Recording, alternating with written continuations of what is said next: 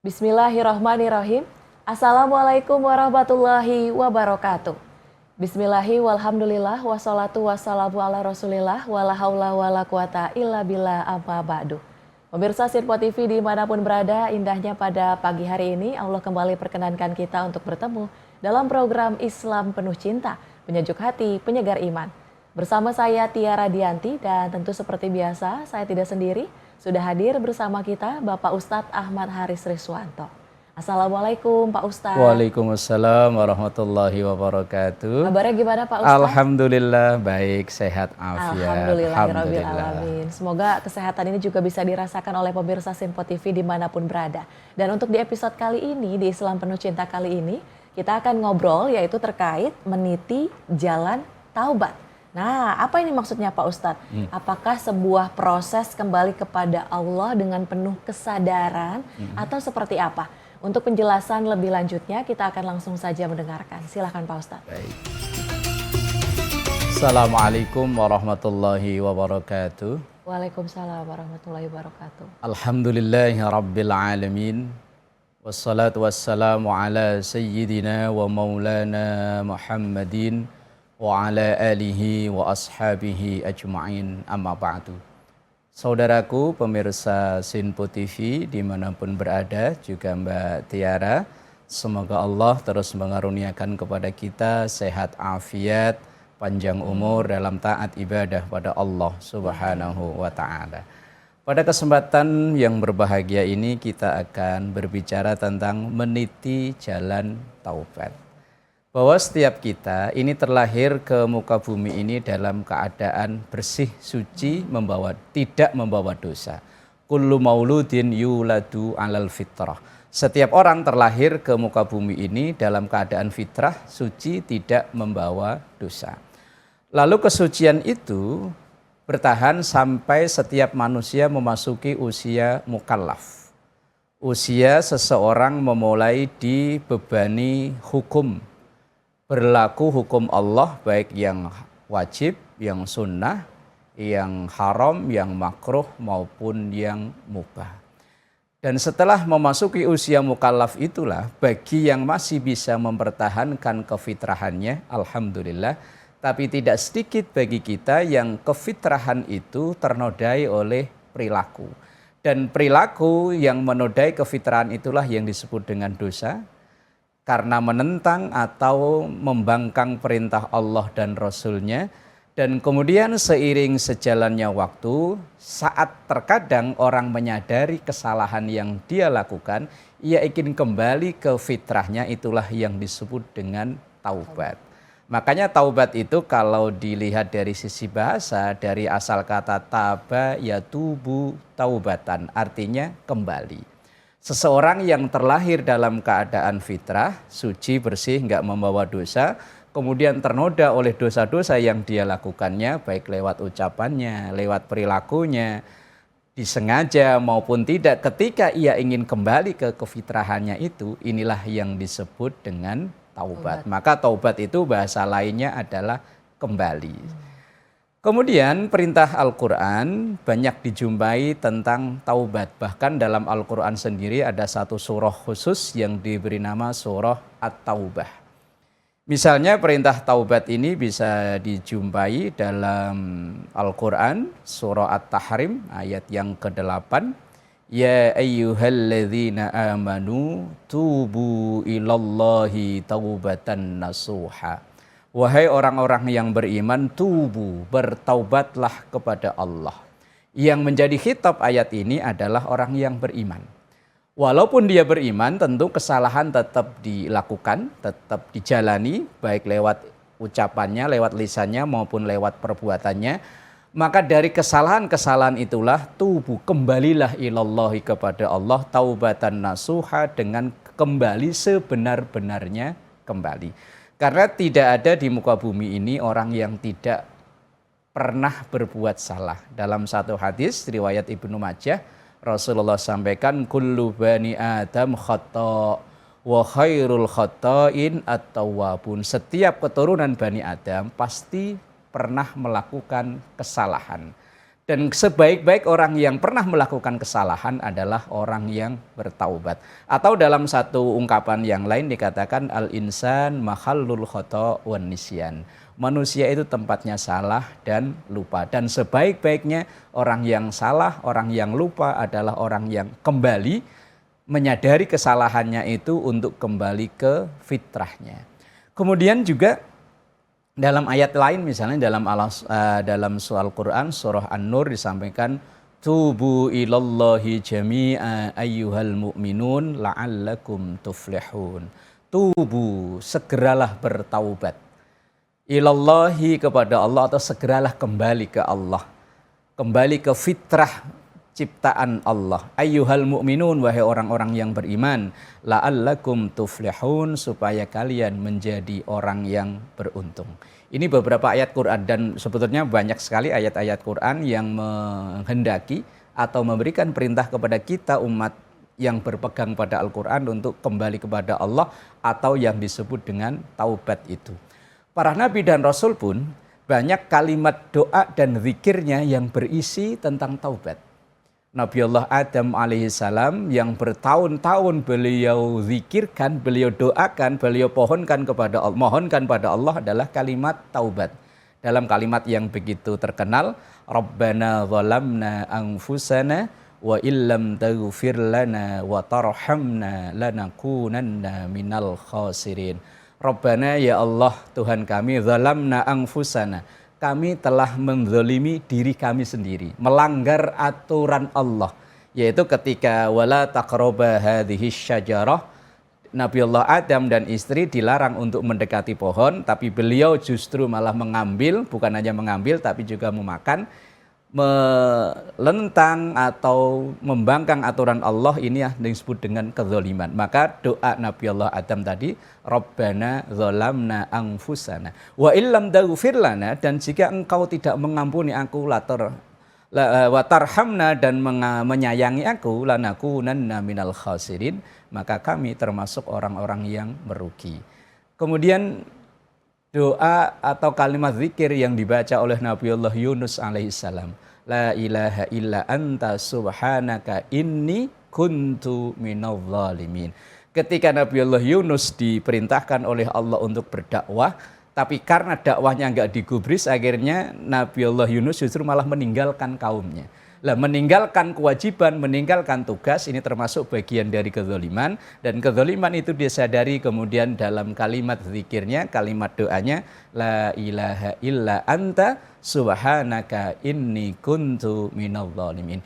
Ini yang para nabi dan rasul. Dan Nabi kita Muhammad sallallahu alaihi wasallam dalam pernyataannya yang diriwayatkan oleh Imam Muslim, beliau juga menyampaikan begini, ya ayuhan nas, wahai sekalian manusia, tubu ilallah, bertaubatlah kepada Allah, wastaghfiruh, dan memohon ampunlah kepada Allah.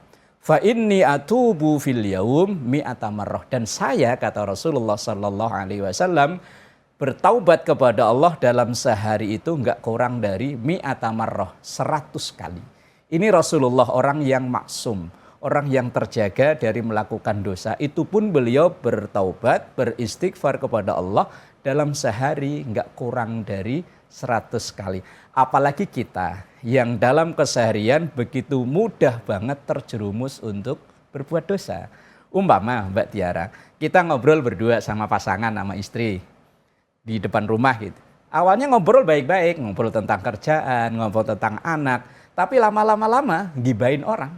Nah, begitu mudahnya kita ini terjerumus untuk dosa. Kadang dari rumah kita niat berangkat ke kantor, niat berangkat kerja, niatnya baik, tapi begitu di jalan terkadang pikiran kita, mulut kita, lisan kita enggak terkontrol untuk tidak berbuat dosa. Maka dalam berbagai macam kesempatan, wirid zikir kita umat akhir zaman seperti ini, yang terbaik adalah kalimat istighfar. Dalam Al-Quran, istaghfiru rabbakum innahu kana ghaffara. Teruslah beristighfar, bertaubat kepada Tuhanmu, karena Allah zat yang maha pengampun. Karena tadi lisan kita, perbuatan kita yang awalnya memang kita niatnya baik, terkadang di tengah perjalanan kebaikan kita ternoda oleh dosa-dosa kita. Lisan kita ya begitu, terus anggota badan kita ya begitu mudahnya, maka solusi yang ditawarkan oleh agama kita dari setiap kesalahan yang kita lakukan adalah bertaubat. Dan bertaubat itu diantaranya yaitu dengan memperbanyak kalimat istighfar, astaghfirullahaladzim. Lalu taubat yang sebenarnya taubat itu seperti apa?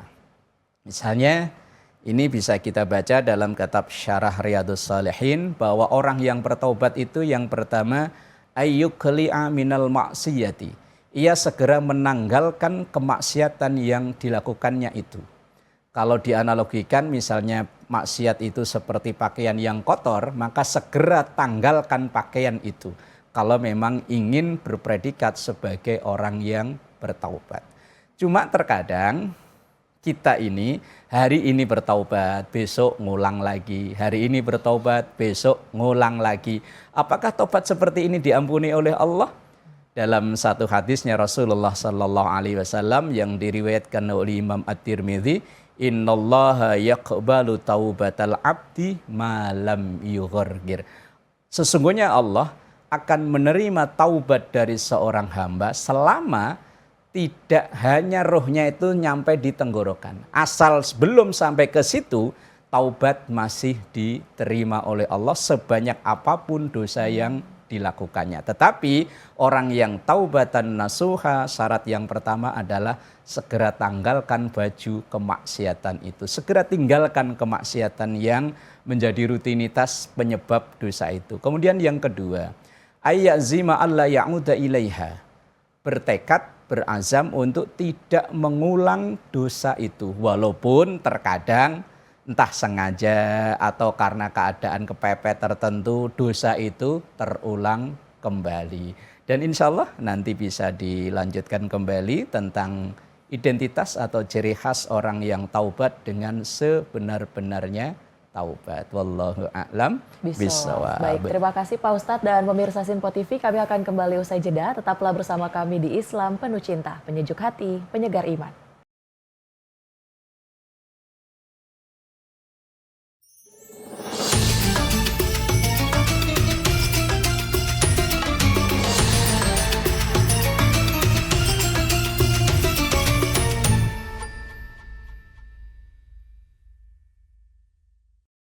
Alhamdulillahirrabbilalamin, Anda kembali menyaksikan Islam Penuh Cinta, penyejuk hati, penyegar iman. Masih bersama saya Tiara Dianti dan tentu bersama Bapak Ustadz Ahmad Haris Riswanto. Di mana di episode kali ini kita ngobrol terkait dengan bagaimana sih meniti jalan taubat. Bahwa memang setiap manusia terlahir dalam keadaan suci. Dalam keadaan bersih. Namun dalam perjalanannya bisa saja ya Pak Ustadz ya berbuat sebuah kesalahan ataupun sebuah dosa. Tapi memang di sini yang kita tekankan adalah bagaimana sih taubat yang sebenarnya ya Pak Ustadz ya. Tadi sudah disampaikan beberapa poin di segmen awal, yaitu mulai dari kita segera menanggalkan perbuatan negatif atau perbuatan maksiat yang mungkin sebelumnya kita lakukan. Kemudian yang kedua adalah bertekad untuk tidak mengulanginya. Karena dalam prosesnya itu rasanya tidak mudah ya Pak Ustadz ya. Dari hal-hal yang mungkin biasanya kita lakukan yang kita rasa itu menjadi bahkan mungkin menjadi kegiatan kita, tapi itu bahkan sebenarnya bernilai negatif. Ketika kita sudah berhenti tapi kita coba ulang lagi, terus kita stop lagi, kita coba lagi karena kayaknya susah gitu Pak Ustadz. Nah untuk penjelasan lebih lanjutnya kita akan langsung saja mendengarkan, silakan. Baik, saudaraku yang dimuliakan Allah, pemirsa Sinpo TV juga Mbak Tiara, tadi syarat taubat nasuha. Yang pertama yaitu segera tanggalkan kemaksiatan yang dia lakukan. Yang kedua bertekad untuk tidak mengulangi kembali. Kemudian yang ketiga menyesali segala kemaksiatan yang pernah dia lakukan. Jangan sampai penyesalan itu hanya karena kepepet, begitu longgar balik lagi.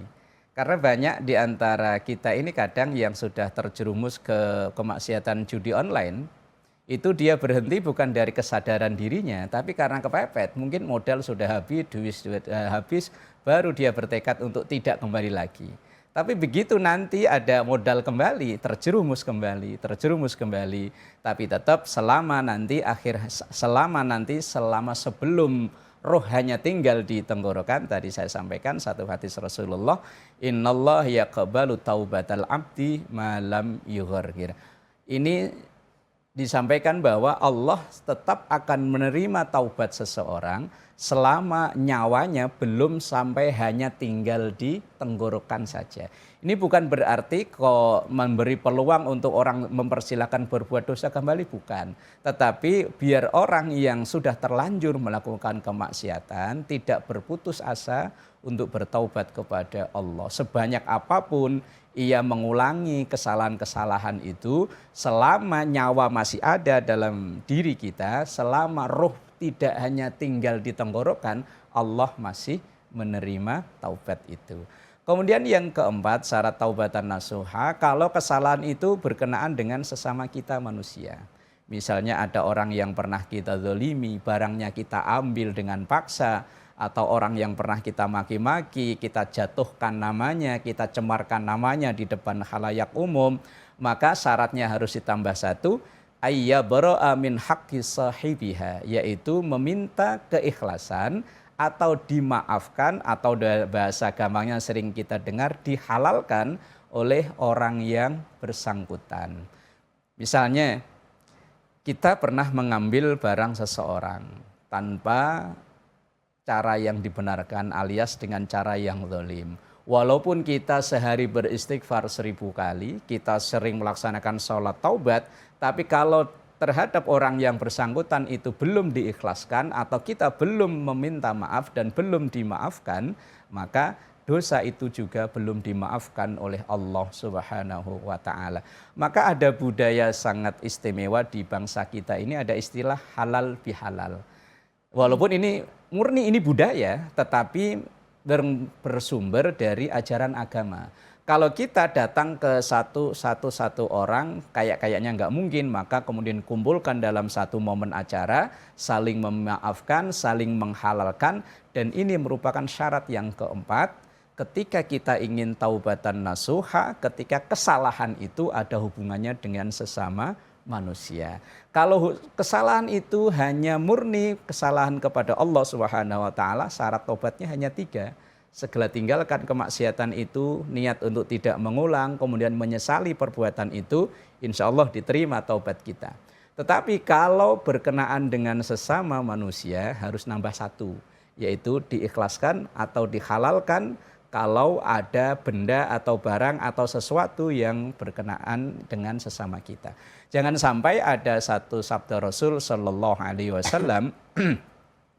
Beliau itu ketika berkumpul dengan para sahabat pernah bertanya, atadruna manil muflis, wahai sahabatku, tahu nggak apa itu orang yang bangkrut?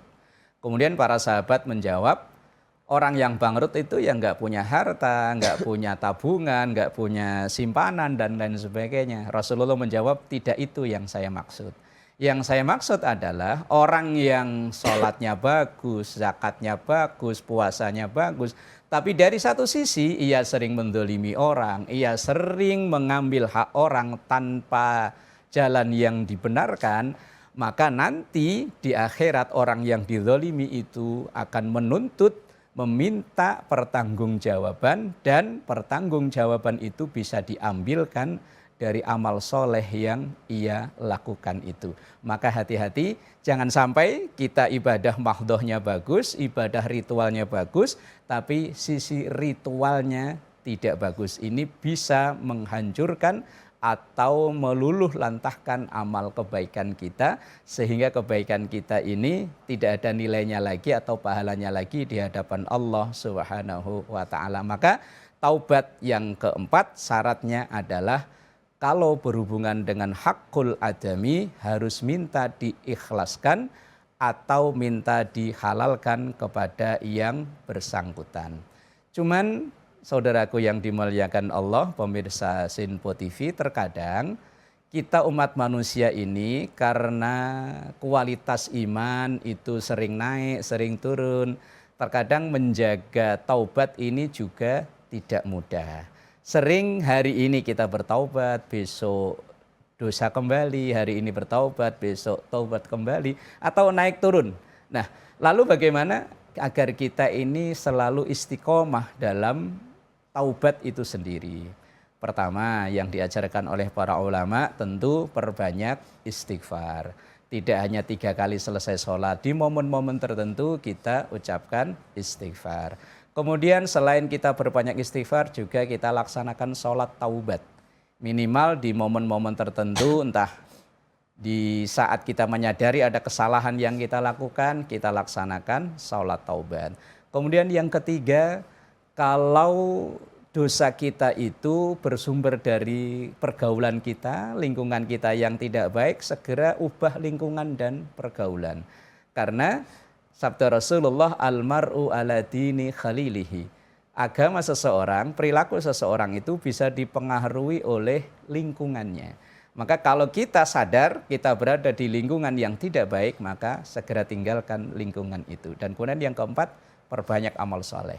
Karena dalam satu hadisnya Rasulullah juga sampaikan, wa khaliqin nas bi khuluqin hasanin wa atbi'is sayyi'atal hasanata tamhuha.